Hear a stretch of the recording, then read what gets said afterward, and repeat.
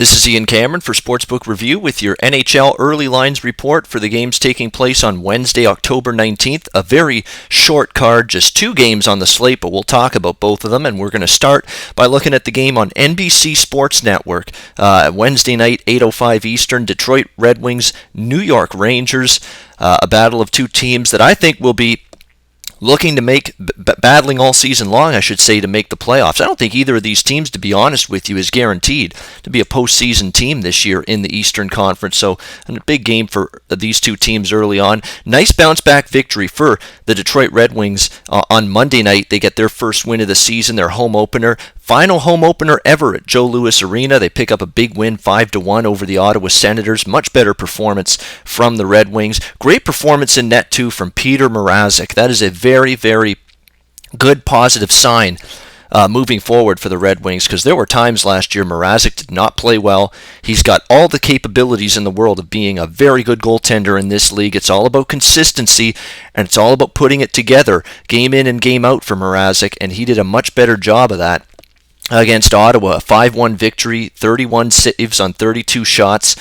So a good performance by the Detroit netminder in that one to get Detroit's first win of the season. They had lost their first 2 games, both on the road, both in the state of Florida, losing to the Lightning and the Panthers, but they bounced back strong. Now they take on a New York Rangers team that is 2-1 to start the season. They've won both of their home games against the Islanders and the Sharks. Sandwiched in between was a 3-2 loss to the St. Louis Blues, and they outshot the Blues 35-18 in that game, so they deserved a better fate.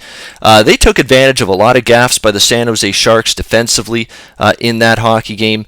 Definitely is something they were able to capitalize on. The Rangers and actually even Detroit to a certain extent dealing with some question marks injury-wise on the back end. We've got the Rangers dealing with a situation where they don't have they may not have Kevin Klein. He's missed the last 3 games. Dan Girardi missed the last game against the Sharks with a groin sprain. He may not play here in this one. And on the Detroit side of the equation, Nick Cronwall's yet to play a game this season. They're still waiting for him to return from a knee injury. And then Jonathan Ericsson took a puck to the head in the game against Ottawa, and he needed 20 stitches right there in his forehead. And right now they're saying he might be dealing with some concussion symptoms and may not play Wednesday night in this game against the Rangers. So you're going to want to keep tabs on those blue line injuries that both Detroit and New York have coming into this game.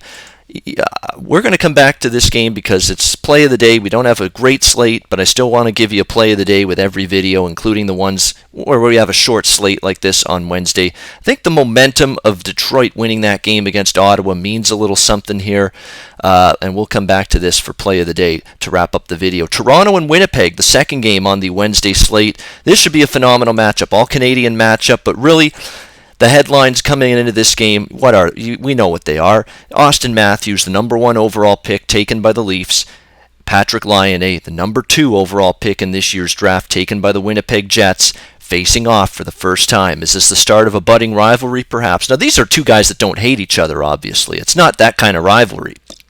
But they're both competitive guys. Laine wants to be the best he can be. Austin Matthews has talked about on numerous occasions wanting to be the best player he can be.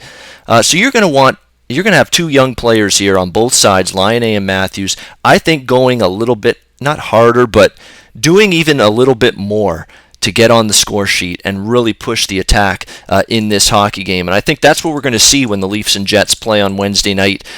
Toronto, give them credit. I mean, Toronto had a very good showing against the Boston Bruins defensively. They got in this up and down sort of game against Ottawa, 5-4 in their first game, losing in overtime. But they really tightened things up against Boston. Only allowed 25 shots, won 4-1. Their penalty kill was a lot better for the Leafs in that game as well. Their penalty kill's been pretty good, actually, when you look at it so far this season. The power play, oddly enough, has struggled. Leafs are 0 for 8 on the power play.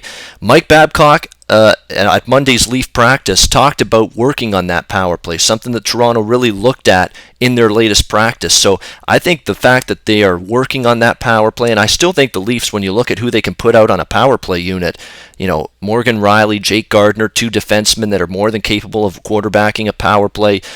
James Van Riemsdyk, Tyler Bozak, Nazem Kadri. The veterans can certainly contribute. And then you've got these youngsters, Nylander, Mitch Marner, who got his first NHL goal Saturday night against Boston, and of course Austin Matthews. There's a lot of weapons Toronto can throw out there. I would not expect them to be 0 for on the power play much longer in the days and games to come. So I think it's just a matter of time before we see that Leafs power play hit the back of the net. Could happen here because the Winnipeg Jets penalty kill still a work in progress. You look at what they've done. They've allowed 12 power play opportunities. Teams are 3 for 12. With the man advantage against them. So penalty kill still a work in progress for the Jets. Goaltending still a bit of a question mark with the Jets as well. Jets have allowed 4 goals in all 3 games so far. When they beat Carolina, they won, but only because they scored 5. They lost 4-3 at Minnesota, and then they lose 4-1 against Boston on Monday night. So they're having some trouble still in terms of goals against. It won't be easy to shut down this Leaf team, but on the flip side, I like the potential for this Jets offense. They had 35 shots on goal, even though they only scored 1 goal against Boston. Tuukka Rask, I thought, played a hell of a game in net. They could have had a couple, 3, maybe even 4 goals Winnipeg, but Rask was the difference. I love their top line. Blake Wheeler is playing great as the new captain of this team. Mark Scheifele, Patrick Laine, that is a very, very dangerous top line. And they've got some youngsters as well in this lineup that are capable of producing. Mike Connor has certainly shown some glimpses of being an offensive contributor for this Jets team. Total of this game is at 5.5, and I think just based on the nature of this game and how big it is and how it's being hyped as first overall pick versus second overall pick from this year's draft, Matthews and Laine. I think both teams are going to be looking to run and gun maybe a little bit more than maybe the coaches Paul Maurice and Mike Babcock would want them to. So for that reason, probably would lean to that game over the total, 5.5. Should be a very interesting hockey game. Not much of an opinion on the side, but if we see both teams look to push the pace a little bit, especially for the 2 youngsters looking to make an impact in this game, wouldn't surprise me maybe to see this game go up and over that total. All right, let's go back to the Detroit Rangers game because it's play of the day time for the very limited Wednesday NHL card. We're going to look at Detroit at the underdog price, plus 135.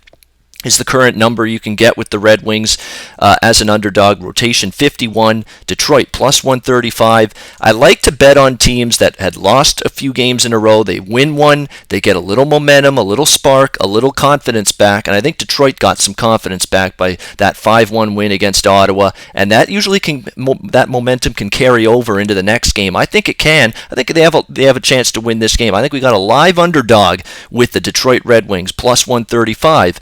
Against the New York Rangers on Wednesday night. All right, that's my look at the NHL early lines for the games on Wednesday, October 19th. I'm Ian Cameron for Sportsbook Review, and until next time, enjoy the games and good luck. Go to SBRodds.com. Browse, compare, and shop live odds available at top online sportsbooks.